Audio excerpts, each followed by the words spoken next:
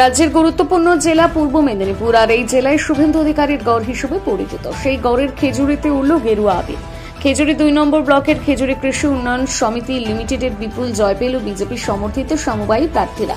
এই সমিতির মোট 9টি আসন, আর এই 9 আসনেই কার্যত শাসক দল তৃণমূলকে ধূলিসাৎ করে খেজুরি 2 নম্বর ব্লকের দখল নিজেদের হাতে রাখল পদ্ম শিবির।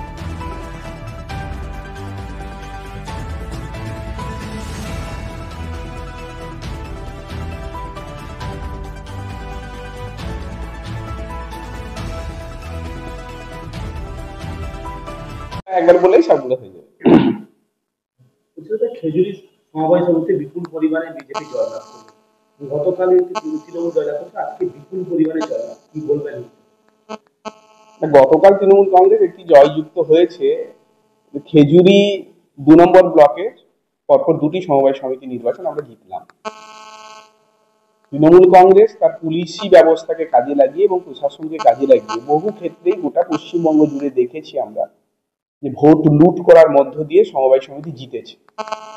এদের চুরি, আর্থিক প্রতিষ্ঠানকে তুলে দেওয়া, এর বিরুদ্ধে যে সমস্ত এলাকার মানুষজন সমাবেত হতে পেরেছেন, সমবায়ী বন্ধুরা যারা মনে করেছেন এই চোরদের, বাটপারদের এইরকম আর্থিক প্রতিষ্ঠানে রাখবো না এবং পুলিশের সন্ত্রাসকে যারা অগ্রাহ্য করতে পেরেছে তারাই জয়যুক্ত হতে পেরেছে। এবং খেজুরি সমবায় সমিতি আমরা 9টি সিটের মধ্যে 9টিতেই বিপুল ব্যবধানে জয়যুক্ত হয়েছে এবং এই জয়ের ধারা অব্যাহত থাকবে সামনের বিধানসভা নির্বাচন পর্যন্ত।